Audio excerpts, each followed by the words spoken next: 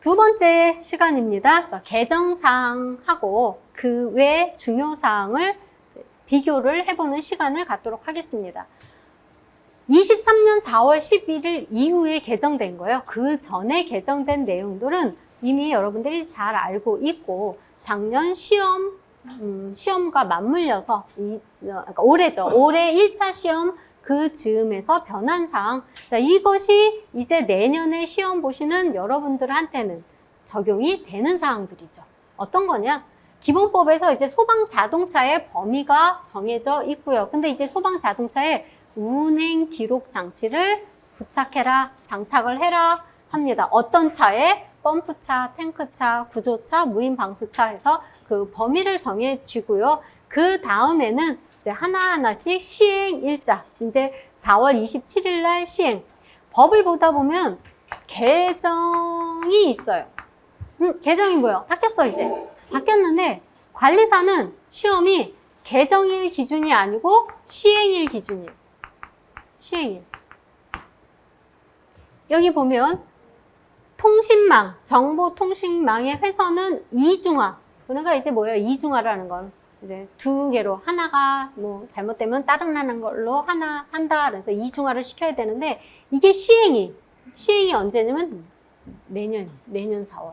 물론 5월 달에 시험이면 24년 5월이면 얘도 들어가는 거고. 그쵸? 그래서 시행일 기준으로 여러분들은 공부를 하셔야 합니다. 그 외에 이제 전자식 운행 기록 장치로 해야 되고, 자, 이런 내용. 이것이, 자, 여러분들이 시험 문제를 치를 때, 이것이 정말 중요한 건가요? 근데 이건 약간 부수적일 수는 있어요. 그렇지만 수업을 할 때 이렇게 개정됐다? 그리고 시행이 여러분들 시험 보기 전이다? 그러면은 반드시 제가 유인물을 나눠드리고 부수적인 설명을 반드시 합니다.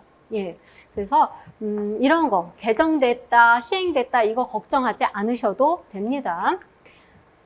자, 그 다음에 두 번째로 이제 크게 여러분들이 알아야 되는 거죠. 이제 화재 예방 강화지구. 자, 이게 뭔데 아까도 나오고 또 나오나 아주 중요한 지구예요. 이제 외워야 돼요. 화재 예방 강화지구. 기존에는 물류단지가 없었어. 그래서 올해 시험 볼 때도 시험 보기 전 사람들이 여기서부터 공부한 거야. 전에는 이것도 없었어. 이것도 없었어. 이제 하나씩 들어온 거야. 점점. 자, 시장 지역. 공장, 목조 건축물, 노후, 불량 건축물, 위험물 저장 처리 시설이 밀집한 지역.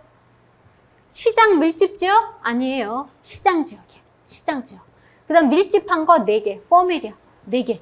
공장, 목조, 노후, 위험물 저장 처리 시설이 밀집한 지역. 그 다음에 석유화학 제품을 생산하는 공장이 있는 지역. 그 다음에 산업지역, 산업단지야. 상업단지 아니야. 산업단지. 그 다음에 3개가 없어. 쓰리무야, 쓰리무. 뭐가 없느냐? 소방시설이 없어. 소방용수시설이 없어. 소방용수시설은 우리가 화재가 났을 때 이제 자체 특정 소방 대상물에 비치하고 있는 수온의 양은 있어요. 그럼에도 불구하고 불을 끄기 위해서 물이 더 필요해. 그럴 때 쓸 수 있는 건데, 자, 이 용수시설도 없어. 소방 출동로도 없어. 다 어떤 거예요? 말하자면 진짜 불나면 끝이다 하는 그런 지역. 이게 화재 예방 강화 지역. 자, 이게 3개가 없는 지역. 그 다음에 요번에 새로 들어온 게 이제 물류단지. 23년 10월 12일이 시행. 그래서 물류단지. 자, 그 밖에 이제 지정할 필요가 있다고 인정한 지역이 화재 예방 강화 지구를 지정하는 겁니다. 누가 지정하냐? 시도지사가. 그러면 여기 지정해 주세요. 요청할 수 있는 사람은 소방청장. 자, 두 번째는 위원회가 많다고 그랬어요. 기본법서부터 어디까지? 위험물법까지 나오는 위원회를 정리를 했어요. 이런 정리가 여러분 필요해요. 그리고 오늘 제가 나눠드리는 이 위원회 정리, 그 다음에 벌칙, 제가 가로로 된 유인물 나눠드렸을 거예요. 이 벌칙 정리된 거 그냥 오늘 가서서 버리지 마세요. 이거 제가 해드린 거예요. 어디서 있는 거 따온 거 아니에요. 제가 강의하려고 한 거니까 가지고 계시다가 시험 때, 그러니까 시험 때 다가왔을 때 다시 한번 보세요. 아주 유익할 겁니다. 자, 그러면 위원회 한번 정리된 거 내용을 먼저 보겠습니다. 기본법에서는 소방기술민원센터, 박물관 운영위원회. 용어가 너무 생소해. 용어가 왜 이렇게 어려워요? 맞아요. 근데 다 그 말이 그 말 같아. 몇 번 자주 봐야 돼요. 1차는요, 1차를 빨리 합격을 하시려면 여러 번 반복. 2차는요? 2차는 물론 여러 번 반복하는 건 기본인데 자기가 써서 표출이 돼야 돼. 2차는. 나 다 알아. 설치 기준 딱 보면 고를 수 있어. 이건 1차. 2차는 딱 광전식 불리형 감지기. 그러면 자, 얘가 몇 개더라? 쓰는 게 7개야. 그럼 어디서부터 써야 되지? 이게 딱 먼저 떠올리고 표출될 수 있게. 이게 2차. 그러니까 1차 때는 용어랑 친해져야 돼요. 소방기술민원센터는 18명. 이게 포함은 뭐냐면 센터장을 포함. 제가 이제 줄인 거예요. 센터장을 포함해서 18명 이내. 어디서 정하느냐? 소방기술민원센터에는 어디에서 그 기준을 대통령령으로 정한다. 박물관 운영위원회, 박물관 운영도 해야 되고요. 기본법에선 체험관도, 소방체험관도 운영을 해야 돼요. 박물관 운영은 소방청장이 필요한 사항을 정합니다. 체험관은 시도지사가. 이 박물관 운영, 그러면 체험관도 운영위원회가 있나요? 걔는 없어. 걔는 그냥 체험관이야. 소방 체험관. 박물관 운영위원회는 7명 이내. 여기 뭐 아무것도 없어요. 포함 없어요. 7명 이내. 어디서 정하느냐? 소방청장에서. 지금 노란색으로 표기되어 있는 거 여러분들은 아마 파란색으로 표기되었을 거, 빨간색으로 표기되었는데요. 자, 요 빨간색으로 나온 게 뭐냐면 올해 기출된 문제입니다. 그래서 18명. 이 기술민원센터 뭐 하는데요? 지리외신. 막 법을 봤는데 이게 성문법이잖아요. 문구잖아, 문구. 그러니까 이거 이렇게 해석하면 되는 건가? 근데 그렇게 한 것 같은데 아니래. 그러면 내가 지리외신을 할 수 있는 거야. 법도 그렇지만 기술기준, 자 이런 것도 또 현장에 맞게 현장, 법, 기술기준 이런 거에서 내가 좀 의문이 난다? 그럼 지리외신을 합니다. 그러면 답이 오죠. 또 법령 해석, 또 해설서 이런 거 발간하는 것이 소방기술민원센터입니다. 자, 두 번째 공사업법에서는 하도급 계약 심사위원회가 있는데 다른 위원회하고 조금 특이한 게 뭐냐면 임기가 3년. 임기가 3년. 대부분 2년. 임기 2년. 그냥 한 번만 연임. 한 번만 연임. 이게 기본 스탠다드인데 임기가 3년이에요. 하도급 계약 심사위원회는. 자, 시설법에서는 위원회가 많아. 예방법도 많아. 왜 많을까요? 내용이 많으니까. 법 내용이 너무 많으니까 위원회도 많아. 첫 번째, 성능 위주 설계 평가단. 자, 평가단 50명. 단장 포함 50명. 기준은 필요사항은 행정안전부령에서 정한다. 그러니까 우리가 찾으려면 시행규칙에서 찾으면 되는 거예요. 특이한 거는 아까 기본 스탠드가 임기 2년에 한 번 연임. 인데 여기는 2회 연임 가능. 자, 이렇게 정리되면 특이한 것만 표시해 두시면 돼요. 자, 성능 위주 설계 평가단 회의할 때. 이건 평가단 구성이고, 자, 회의할 때는 6명 이상 8명 이하 참가를 해야 된다. 이건 회의할 때. 50명 다 모아가지고 회의하기가 그러니까 자, 회의할 때 뭐 소 분류로 구분해서 6명 이상 8명 이하 참석을 해서 회의를 진행합니다. 그 다음에 중요한 게 이제 중앙소방기술심의위원회랑 지방소방기술심의위원회. 이게 이제 하자가 있는지의 판단, 하자 여부 판단. 자, 이런 거 이제 구분을 할 겁니다. 이게 시설법에서 다 나오는 위원회들이에요. 중앙소방기술심의위원회는 60명 이내예요. 위원장, 그러니까 그 위원장 포함해서. 자, 인원수가 많다 보니까 아까 평가단처럼 인원수가 많다 보니까 회의할 때 6명 이상 12명 이하로 정해집니다. 그럼 어디서 규정하느냐? 대통령령. 이것도 보다 보면 어떤 건 대통령령, 어떤 건 행정안전부령. 자, 누구 기관을 지정한다? 기관 지정은 청장이 기관을 지정을 해주고, 이 기관 지정하는 건 그렇게 두 번째, 그러니까 이제 중요도를 나누자면 2차적이고 위원회에 먼저 보시는 겁니다. 자, 지방소방기술심의위원회는 5명에서 9명 이하 위원장 포함해서 똑같이 대통령령으로 구합니다. 정하고, 예방법에서는 화재안전조사단, 화재안전조사위원회, 화재안전역량평가심의회 기관, 진단기관 역시 소방청장이 지정을 합니다. 자, 안전조사단이다. 단, 아까 성능 위주 설계 단, 평가 단 몇 명이었어요? 50명. 얘도 50명. 단 50명. 조사위원회는 포함해서, 위원장 포함해서 7명.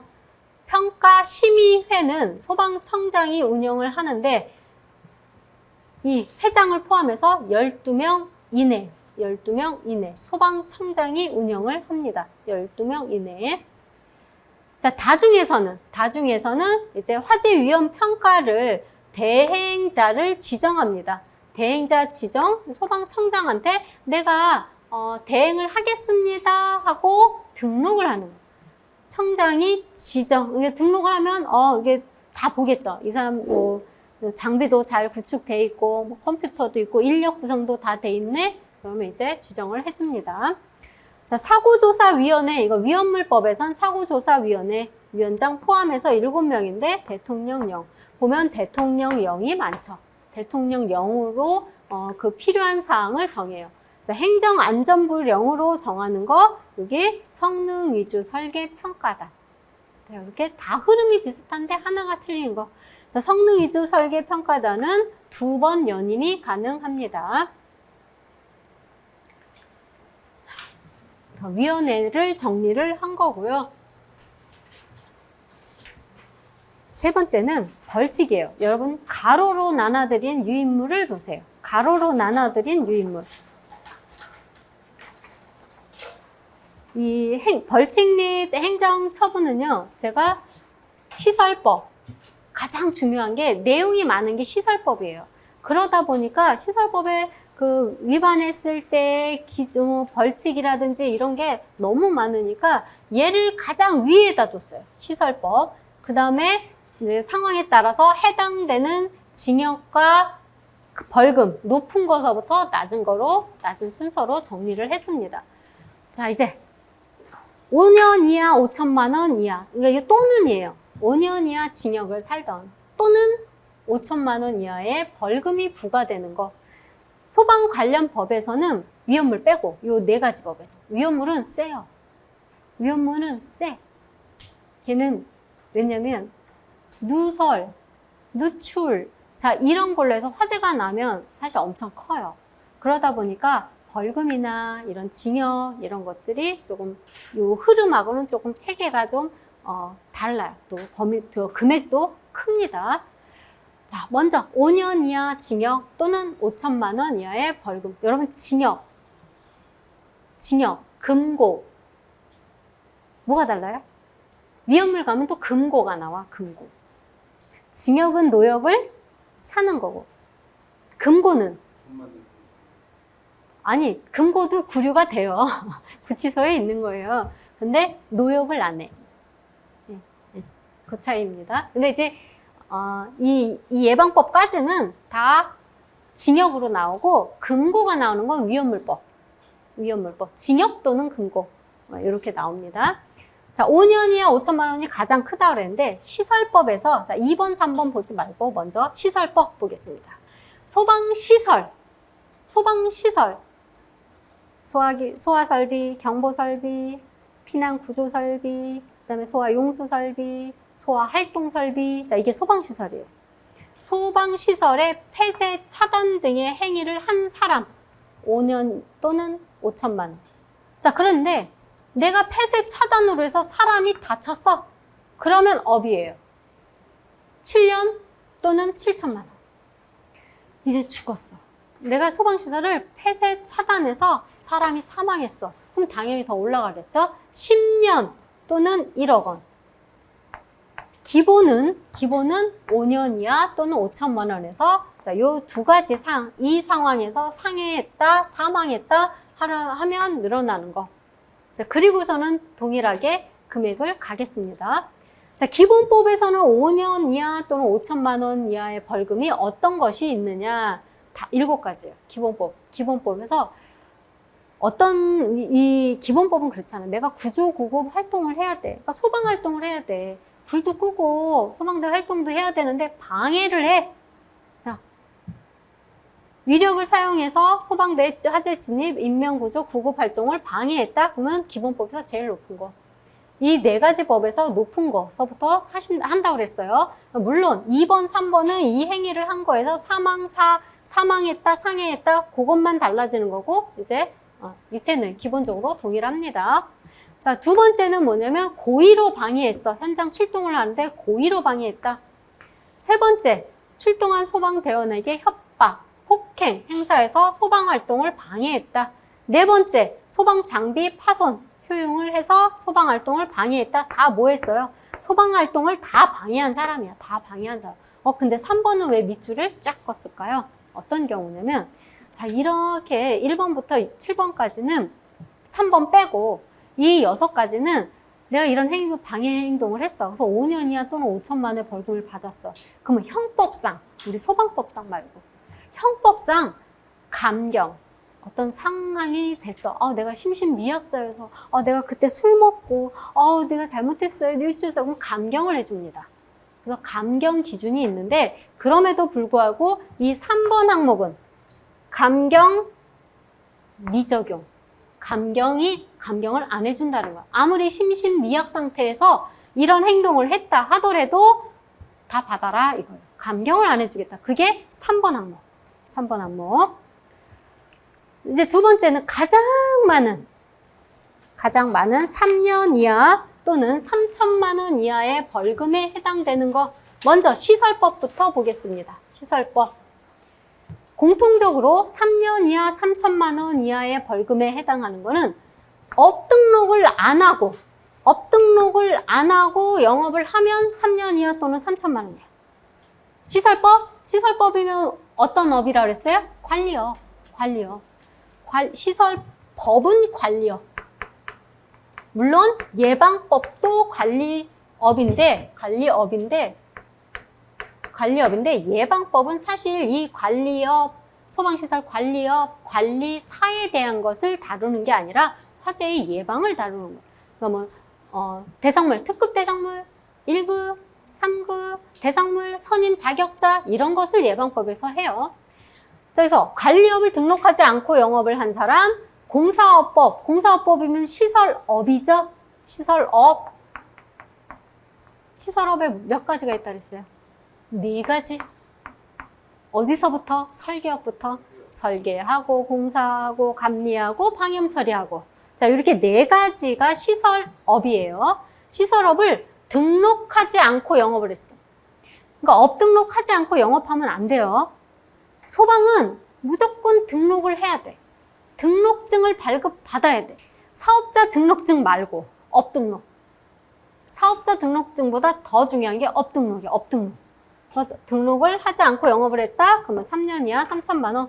자, 예방법엔 뭐가 있냐면 그러니까 이 진단기간이 있어요. 이 진단기간을 뭐 화재 예방 안전기간 뭐 이런 진단기간을 거짓 또는 부정한 방법으로 진단기간으로 지정을 받았다.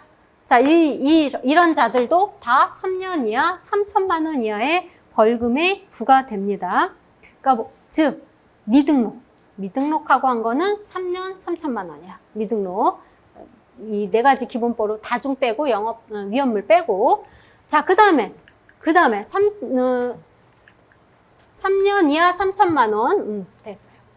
네, 여러분들 교재를 보면은 예방법 해서 거짓 그 밖에 부정한 방법으로 여기까지. 미등록, 등록하지 않고 영업했다. 그럼 3년 이하 3천만 원. 자, 그 외에 또 뭐가 있을까요? 시설법에는 제품에 대한 내용이 있다 그랬어요. 소방용품. 자, 성능 인증 또는 제품 검사 이거를 거짓이나 그 밖에 부정한 방법으로. 그다음에 전문기관도 거짓이나 부정한 방법으로 할 때 다 3년 3천만 원. 그러니까 등록, 거짓, 부정한 방법으로 지정을 받았거나 등록됐다. 그러면 다 동일하게 3년 3천만 원. 자, 이제 1년 1천만 원. 1년 1천만 원. 제일 위에다 시설법을 올려놓은 이유는 중요하기 때문에 올려놓은 거예요. 자, 1년 1천만 원 하고 뒤에 300만 원 하고는 이제 왔다 갔다 하면서 보실 거예요. 자, 첫 번째. 1년 1천만 원 시설법에는 자격 취소, 등록 취소되는 경우가 있다. 첫 번째. 관리사증 빌려주거나 빌리거나 이를 알선한 사람 1년 1천만 원. 동시에 둘 이상 업체에 취업한 사람. 이제는 관리사 말고 관리업 등록증을 또 빌려준 사람. 이 사람들은 1년 1천만 원이에요. 시설법에서는. 자, 그럼 뒤에 가로치고 밑줄 긋은 건 무슨 내용이냐? 이거는 행정처분. 행정처분.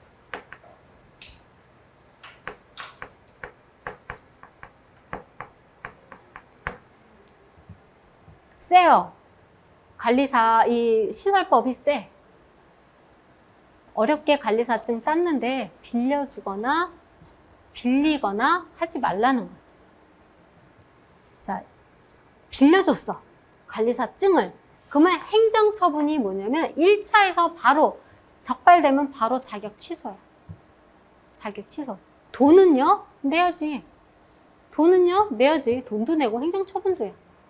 자, 그 다음에 동시에 둘 이상 업체, 이게 가능할지 저는 이게 불가하다고 저는 보거든요. 왜냐면 우리가 등록을 하면 관리사가 돼가지고 등록을 하면 업에 국민연금, 건강보험 이게 다 들어가요. 이게 두 가지 이사의 업체에 이렇게 들어가면 하나는 안 뜰걸.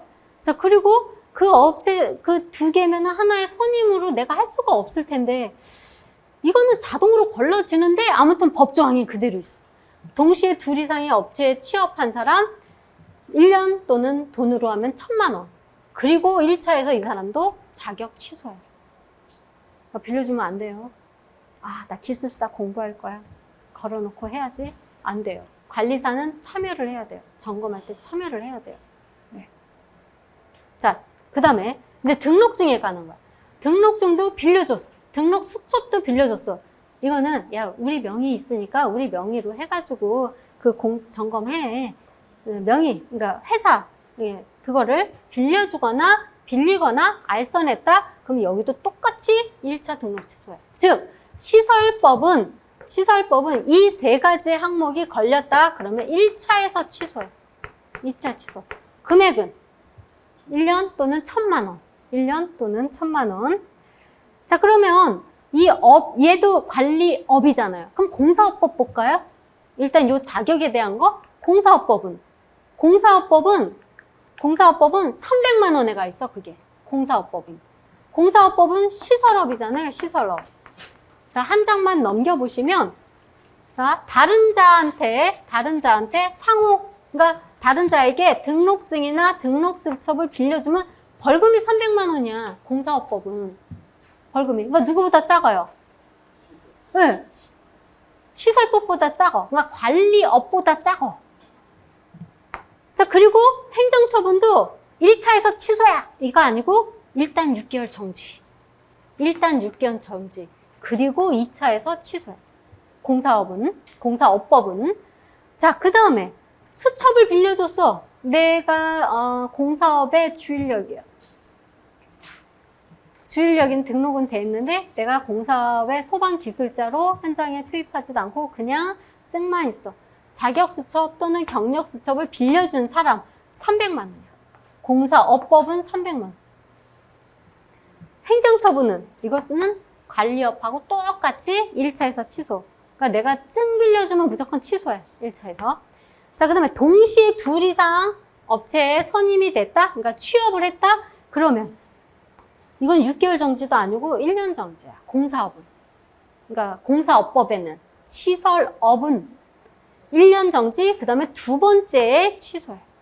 뭐가 더 강하야? 뭐가 더 강해요? 그러니까 시설법, 즉 관리사나 관리업이 이것도 그냥 걸렸다 그러면 1차에서 아웃이야. 취소. 그리고 벌금은 벌금대로 공사업법보다 더 세요. 이 두 가지는 반드시 비교하셔야 돼. 이 두 가지. 이거는요, 문제 내기 아주 좋아요. 출제하기 아주 좋은 겁니다. 네, 서로 이게, 왜냐면 크로스해서 내면 되거든. 크로스해서. 행정처분하고 벌금하고. 그 다음에 공사업법하고 시설법하고 크로스해서 출제하기 아주 좋습니다. 자, 이거는 이제 자격증, 등록증을 본 거고요. 자, 이제 다시 1년 이하 1,000만 원을 가보겠습니다. 1년 이하 1,000만 원. 법 구성을 다 비교하다 보면 아, 시설법이 좀 세구나 이게 딱 느껴져요. 자, 앞에 제가 가보란 이유는 자, 요번 9번 볼까요? 9번. 시설법의 9번. 관계인의 업무 방해하거나 출입 검사 시 알게 된 비밀 누설한 자. 왜 누가 누설해요? 누가? 조사자. 그쵸? 검사한 사람. 검사자, 조사자. 그 다음에 공무원 표층 딱 보고 검사할 수 있죠? 우리들이 아니고 일반인이 아니고 관계인의 업무를 방해했다니까 조사자들. 자, 이 사람들을 비밀 누설했다? 그러면 1년 이하 또는 1,000만 원. 시설법과 예방법. 예방법도 볼까요? 관계인의 정당한 업무 방해, 그 다음에 알게 된, 조사하면서 알게 된 비밀 제공 누설하면 이것도 1년 이하 1,000만 원. 시설법과 예방법은 자, 한 장만 넘겨보세요. 공사업법 볼까요? 그러면 관계인의 정당한 업무를 방해하거나 업무상 알게 된 비밀을 누설한 관계공무원, 공사업법은 얼마예요? 300만 원. 아니, 검사자, 조사자가 관계인의 업무를 방해하고 비밀을 누설했어. 근데 시설법에 따르냐? 공사업법에 다르냐? 그러니까 어느 법에 적용이 되느냐에서 300만 원이 될 수 있고 1,000만 원이 될 수 있는 거예요. 이거는. 자, 여기서 비교를 먼저 했어요. 그러면 검사 왔는데 이렇게 누설했잖아요. 그러면 판사가 자기 생각이 나는 거예요? 아니죠. 어떤 법에 따른 건지 또 전후 이런 거를 다 조사를 하겠죠. 자, 질문은 조금 있다가. 자, 그 다음에 지금 그러니까 일단 관계인의 비밀을 누설하거나 관계인의 업무를 방해했을 때를 봤고요. 자, 이제는 300만 원의 시설법을 보겠습니다. 이제는 그 관계인의 업무를 방해한 게 아니라 자, 요 1번 300만 원 시설법의 1번 아까하고 좀 다른 내용이에요. 업무를 수행하면서 알게 된 비밀을 누설. 그러니까 업무를 수행했다는 꼭 관계인이 공무원 이 사람뿐만이 아니라 일반 사람도 업무를 수행을 하면서 알게 됐어. 그러니까 예를 들어 내가 안전관리 대행 기관의 대행자야. 그러면 업체 방문해서 뭐 하게 되고, 그 다음에 또 여러분들이 안전관리자예요. 소방 안전관리자예요. 그러면 이제 가서 이제 뭐 1년 한 달에 한 번씩 안전관리 하면서 또 알게 된 뭐 이런 거 누설했다. 다른 기관에 제공했다. 그러면 시설법 얼마예요? 300만 원. 300만 원. 구분을 하셔야 돼. 관계인의 업무 방해냐, 그냥 업무를 일반 사람들 수행하면서 알게 된 비밀을 누설했느냐에 따라서 1,000만 원이냐, 또 300만 원이냐. 법은요, 이 문구 하나에 의해서 답도 틀려지고요, 적용하는 내용도 달라집니다. 자, 그 다음에 가장 좀 중요하게 한 거는 그 자격에 대한 거, 등록에 대한 것과 비밀 누설에 대한 거, 이런 거를 시설법이냐 공사업법이냐에 따라서 나뉘어야 돼요. 300만 원 이하의 벌금에는 공사업법에는 누구냐면 관계인의 정당한 업무를 방해하는 공무원. 근데 시설법에서는 300만 원에 해당하는 게 그 관계인의 한 거는 1,000만 원이야. 시설법에서는 업무를 수행하면서 다 다른 기관에 누설한 자, 이것이 300만 원. 그러니까 똑같은 누설인데 달라요. 이거는 관계인의, 그러니까 이제 이렇게 한 공무원에 대한 게 300만 원. 시설법이었다 그럼 이런 사람들은 1000만 원. 시설법에서는 일반적인 업무를 수행하면서 알게 된 게 300만 원. 알게 된 비밀을 누설한 사람이. 자, 예방법 300만 원, 예방법 300만 원도 예방진단, 이것도 시설법하고 300만 원이면 시설법하고 예방법의 6번 보면 얘도 300만 원이 똑같이 업무를, 그러니까 예방 안전진단이다, 위탁받은 업무를 위반해서 업무를 수행하면서 알게 된 거를 누설하거나 기관에 제공을 했다 그러면 시설법과 예방법은 300만 원 이하의 벌금이 부과됩니다. 자, 이제 300만 원 아래로 내려왔어요. 100만 원의 벌금, 100만 원 이하의 벌금이 있는 거 기본법 하고 공사업법. 100만 원 이하의 벌금.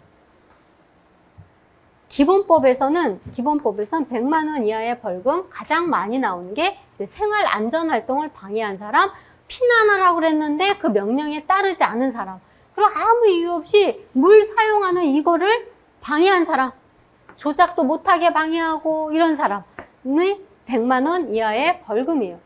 소방 안전 활동? 이게 또 뭔가?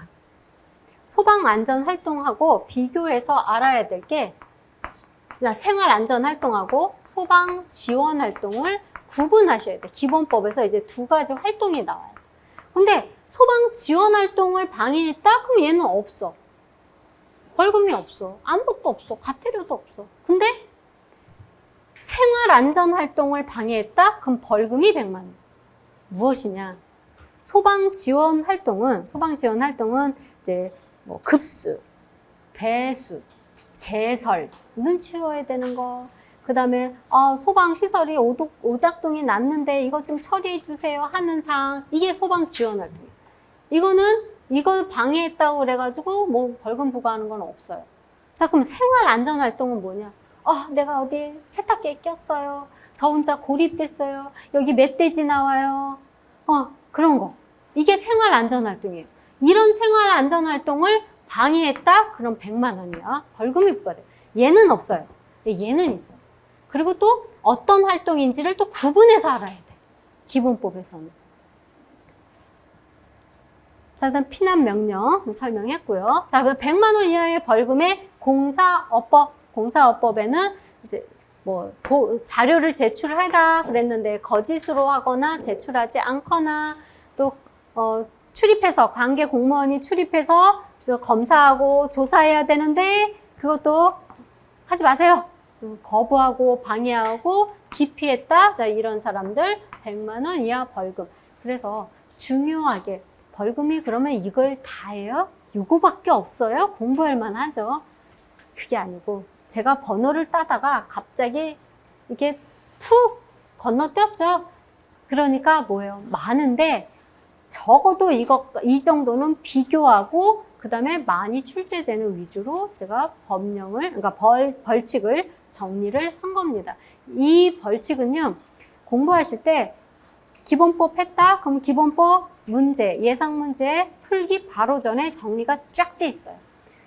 각 법마다 벌칙을 맨 뒤에 한꺼번에 정리를 해놨어요. 그래서 한눈으로 볼 수도 있고요. 아니면 공부하면서 제가 한마디씩 하면 바로 옆에. 왜냐면 어떤 행동이 있어. 근데 이거 위반하면 얼마예요? 그리고 말씀해드리면 바로 옆에 적어서 공부하면서 평소에 알았다가 맨 나중에 한꺼번에 다 정리되어 있는 거 하나로 볼 수도 있습니다. 자, 그래서 벌금을 알아봤고요. 자, 이제 과태료요. 과태료는 중요한 게 어디냐면 기본법에서 나오는 과태료예요. 기본법에서 나오는 과태료. 20만 원에서 20만 원짜리 과태료도 있어요. 그 다음에 500만 원 이하의 과태료가 있는데 500만 원 이하 과태료에 해당하는 거 화재가 났어요. 구조구급이 필요한 상황을 거짓으로 알렸다? 그럼 500만 원 이하의 과태료가 나가요. 벌금 아니에요. 과태료예요. 근데 과태료 치고 센 거죠. 500만 원 이하니까. 그럼 뒤에 있는 이 수치가 뭐냐? 200, 400, 500, 500은 500만 원 이하니까 제일 큰 금액이 500이에요. 제일 큰 거.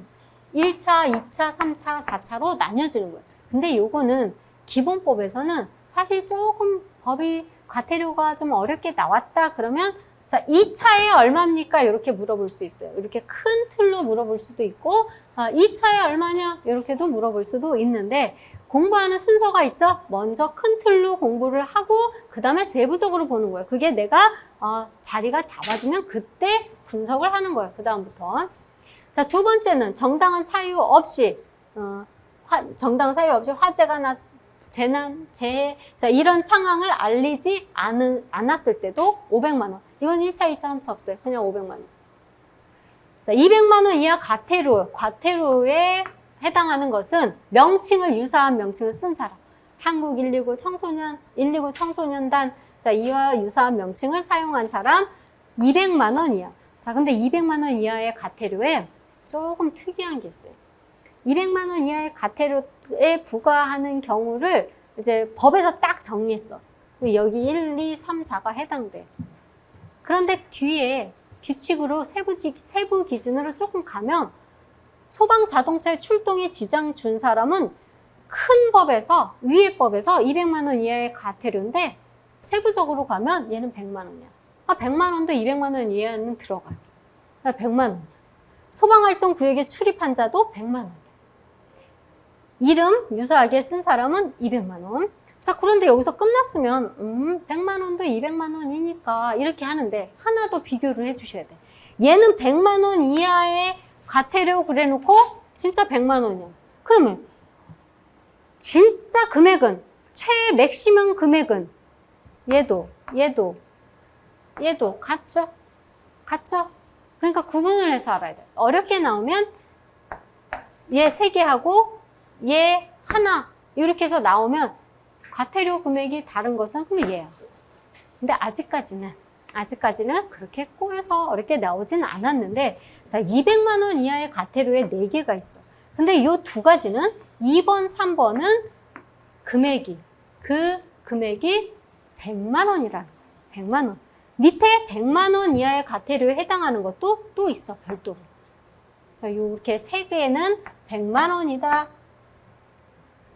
자, 20만 원 이하 과태료 가장 작은데요. 뭐냐? 내가 지금 연막 소독을 하고 싶어. 바퀴벌레가 너무 많이 나와서 연막 소독을 하고 싶어. 그냥 신고 없이 연막 소독을 하면 안 됩니다. 시장 지역 등 어느 지역? 시장 지역 등 화재로 오인한. 근데 저기서 막 연막이 막 연기가 나. 그럼 저기 불 났나? 이러고 어떻게 해요? 출동할 수 있잖아요. 소방차가 출동을 해. 자, 이렇게 오인할 만한 우려가 있는 불을 피우거나 연막 소독을 할 때 신고를 하지 않아서 소방 자동차가 출동했다. 그러면 20만 원 이하의 과태료예요. 그러니까 연막 소독하려면 신고하고 연막 소독을 해라 하는 겁니다. 이렇게 해서 과태료 20만 원 이하의 과태료까지 알아봤습니다. 자, 이번 시간은 여기까지 하고요. 자, 3교시는 조금 개정된 그 출제 경향에 대해서 또 실제로 기출된 문제를 예시로 해서 한번 알아보도록 하겠습니다.